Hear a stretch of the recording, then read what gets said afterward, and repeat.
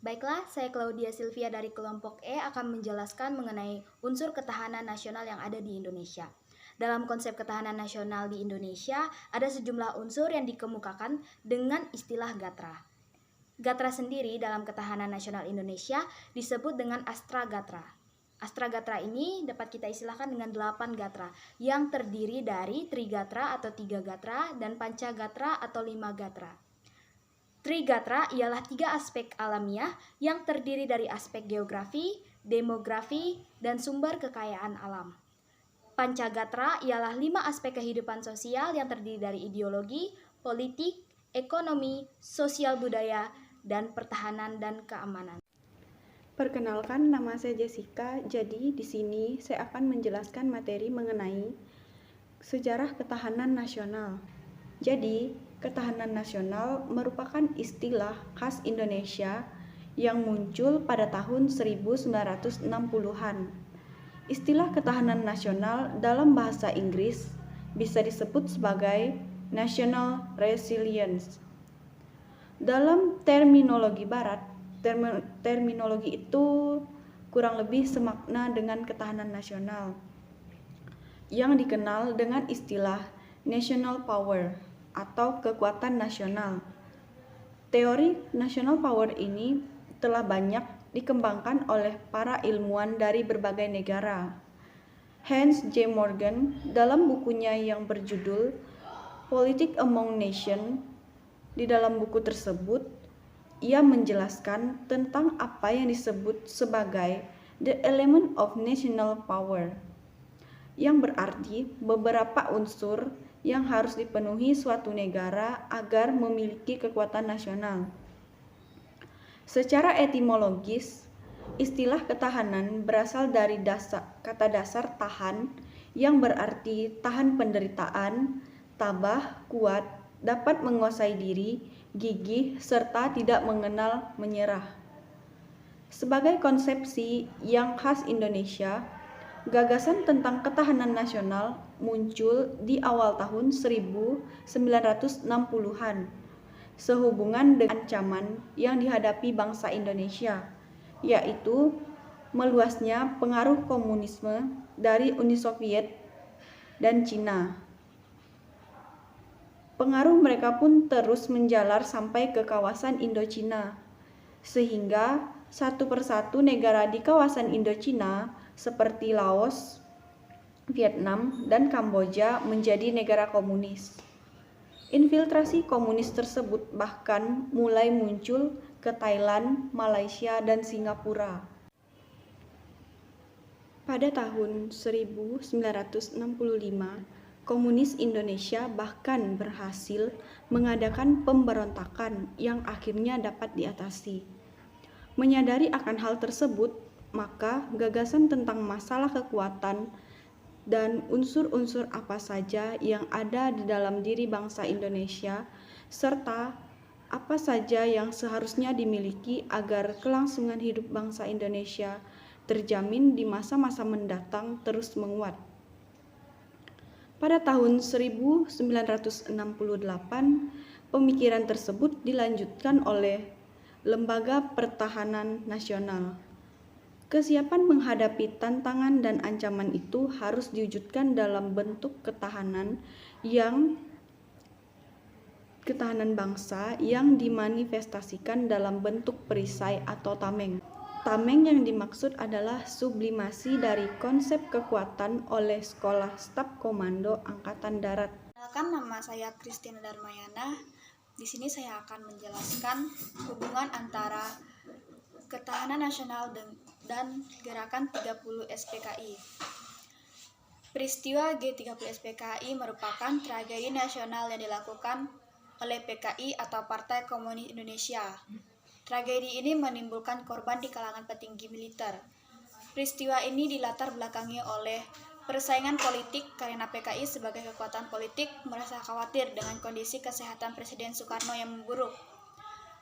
Pada awal Agustus 1965, ketika Presiden Soekarno tiba-tiba pingsan setelah berpidato, banyak pihak yang beranggapan bahwa usia beliau tidak akan lama lagi, sehingga muncul pertanyaan besar, yakni siapa pengganti Presiden Soekarno nantinya.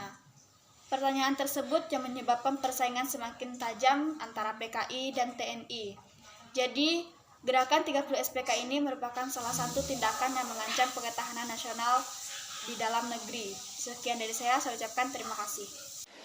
Perkenalkan, nama saya Mona Lisa Rika. Saya akan menjelaskan Impolexom dan GBHN. Tahun 1968 dan 1969, konsepsi ketahanan nasional dikenal dengan istilah Impolexom atau Pancagatra. Dalam konsepsi tahun 1972, diperluas dan disempurnakan berdasarkan asas Astragatra. Astragatra sendiri terdiri dari Pancagatra atau konsepsi ketahanan nasional tahun 1968 dan 1969. Dan Trigatra yang meliputi penduduk, wilayah, dan sumber daya alam. Dalam GBHN atau Garis-Garis Besar Haluan Negara, Ketetapan MPR Nomor 3 MPR 1993, ketahanan nasional pada hakikatnya adalah kemampuan dan ketangguhan suatu bangsa untuk menjamin kelangsungan hidupnya menuju kejayaan bangsa dan negara. Negara memapakan suatu wadah yang mempersatukan bangsa secara konkret dan memapakan pula institusi tertinggi yang menyediakan apa yang dibutuhkan oleh masyarakatnya, sehingga mereka dapat mengembangkan suatu perkehidupan sesuai dengan bakat, berkat, serta martabat, dan juga kepribadian nasionalnya. Pada GBHN 1993, terjadi perubahan perumusan mengenai konsep ketahanan nasional. Ketahanan nasional dirumuskan sebagai kondisi dinamis yang merupakan integrasi dari kondisi tiap aspek kehidupan bangsa dan negara. Pada hakikatnya, ketahanan nasional adalah kemampuan dan ketahanan suatu bangsa untuk dapat menjamin kelangsungan hidup untuk dapat menuju kejayaan bangsa dan negara. Rumusan mengenai ketahanan nasional dalam GBHN 1998 adalah 1. Untuk tetap memungkinkan berjalannya pembangunan nasional yang selalu harus menuju ke tujuan yang dicapai dan agar dapat secara efektif dielakkan dari hambatan, tantangan, ancaman, dan gangguan yang timbul dari luar maupun dari dalam. Maka, pembangunan nasional diselenggarakan melalui pendekatan ketahanan nasional yang mencerminkan keterpaduan antara segala aspek kehidupan nasional, bangsa secara utuh dan menyeluruh. Menyimak rumusan mengenai konsepsi ketahanan nasional dalam GBHN tersebut, kita kembali mengetahui akan adanya 3 wujud atau wajah konsep ketahanan nasional, yaitu ketahanan nasional sebagai metode pendekatan sebagai tercermin dari rumusan pertama, ketahanan nasional sebagai kondisi sebagaimana tercermin sebagai rumusan kedua, ketahanan nasional sebagai doktrin dasar nasional sebagai tercermin sebagai urutan ketiga. Pada wujud yang pertama, yaitu ketahanan nasional sebagai pendekatan, yang dimaksudkan konsepsi ketahanan nasional digunakan sebagai strategi atau cara dalam melaksanakan pembangunan. Pada wujud yang kedua, yaitu ketahanan nasional sebagai kondisi, yang dimaksud adalah kondisi yang dinamis yang merupakan integrasi dari tiap aspek kehidupan bangsa dan suatu negara. Adapun wujud yang ketiga, yaitu ketahanan nasional menggambarkan kondisi ideal dari bidang-bidang pembangunan. Baiklah, saya akan menjelaskan penjelasan dari materi sebelumnya, yaitu ketahanan ideologi. Ketahanan ideologi adalah kondisi mental bangsa Indonesia yang berlandaskan keyakinan akan kebenaran ideologi Pancasila yang mengandung kemampuan untuk menggalang dan memelihara persatuan dan kesatuan nasional dan kemampuan menangkal penetrasi ideologi asing serta nilai-nilai yang tidak sesuai dengan kepribadian bangsa. Jadi, ketahanan ideologi ini mengandung arti memelihara dan melindungi ideologi yang telah dianut oleh bangsa Indonesia, yaitu ideologi Pancasila. Ketahanan ideologi ini berarti mencegah ideologi asing atau nilai-nilai yang tidak sesuai dengan nilai-nilai yang dianut oleh bangsa Indonesia sendiri. Selanjutnya yaitu ketahanan politik. Ketahanan politik adalah kondisi kehidupan politik bangsa Indonesia yang berlandaskan demokrasi politik berdasarkan Pancasila dan Undang-Undang Dasar 1945 yang mengandung kemampuan memelihara sistem politik yang sehat dan dinamis, serta kemampuan menerapkan politik luar negeri yang bebas dan aktif. Sudah jelas sekali bahwa ketahanan politik ini berkaitan dengan politik dan berdasarkan Pancasila dan undang-undang. Sekian penjelasan dari saya. Terima kasih. Baiklah, di sini saya akan menjelaskan mengenai materi ketahanan ekonomi. Ketahanan ekonomi adalah sebagaimana kondisi dinamika kehidupan perekonomian bangsa yang berisi keuletan dan ketangguhan yang mengandung kemampuan untuk mengembangkan kekuatan nasional dalam menghadapi serta mengatasi segala ancaman, gangguan, hambatan, dan tantangan yang dapat dari luar maupun dari dalam negeri, baik yang langsung maupun tidak langsung, untuk menjamin kelangsungan hidup perekonomian bangsa dan negara Republik Indonesia berdasarkan Pancasila dan Undang-Undang Dasar 1945. Maka ketahanan ekonomi merupakan ketahanan yang dapat tercermin dalam kondisi kehidupan perekonomian bangsa dan negara yang mengandung kemampuan dalam memelihara stabilisasi ekonomi yang baik, sehat, dan dinamis, serta kemampuan menciptakan kemandirian ekonomi nasional dengan tingkat daya saing tingkat dan bisa mewujudkan kemakmuran rakyat yang adil dan merata.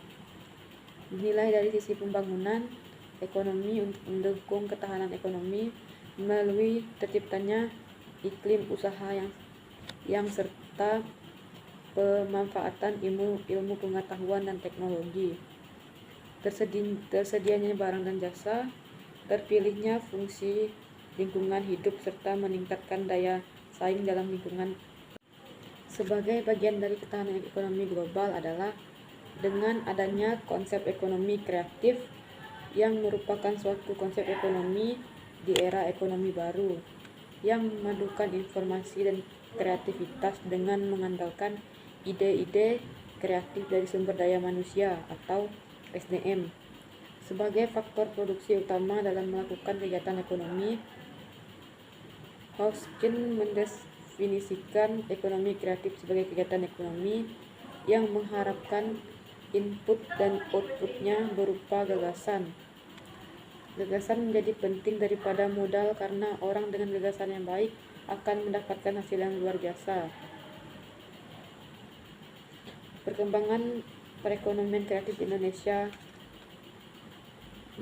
membantu Presiden merumuskan dan menetapkan mengkoordinasi kebijakan di bidang ekonomi. Baiklah, perkenalkan, nama saya Angelika. Saya akan membahas materi tentang ketahanan sosial. Ketahanan sosial menurut Syarifuddin dalam tulisannya yang berjudul Intervensi Krisis dan Ketahanan Sosial, yang dimuat dalam isu-isu tematik pembangunan sosial, menyatakan secara konseptual ketahanan sosial menggambarkan kondisi ideal dari suatu masyarakat tentang bagaimana mereka mampu ulet paham dalam mengarungi bahtera kehidupan sosial tanpa gangguan yang berarti terhadap fungsionalitas sosial mereka dalam menghadapi berbagai risiko yang ditimbulkan arus perubahan sosial, ekonomi, ataupun politik. Lebih lanjutnya, Syafirman mengemukakan suatu komunitas dipandang memiliki ketahanan sosial bila yang pertama, mampu melindungi secara efektif anggotanya termasuk individu dan keluarga yang rentan dari gelombang perubahan sosial yang mempengaruhi seperti keluarga miskin dan penyandang masalah sosial. Yang kedua, mampu melakukan investasi sosial dalam jaringan sosial yang menguntungkan. Yang ketiga, mampu mengembangkan mekanisme yang efektif dalam mengelola konflik dan kekerasan. Keempat, kearifan dalam memelihara sumber daya alam dan sosial. Bert Bosses tanpa tahun 85-97 dalam keputusan Menteri Sosial Republik Indonesia nomor 12 HUK 2006 tentang model pemberdayaan penataan sosial dalam mewujudkan masyarakat berketahanan sosial. Dikemukakan pengertian ketahanan sosial masyarakat adalah kemampuan komunitas mengatasi risiko akibat perubahan ekonomi dan politik. Suatu komunitas memiliki ketahanan sosial bila mampu melindungi secara efektif anggotanya, termasuk individu dan keluarga yang rentan, dan mampu melaksanakan investasi sosial dalam jaringan sosial, mampu mengembangkan mekanisme dan efektif. Oke, di sini saya akan menjelaskan tentang ketahanan, pertahanan, dan keamanan.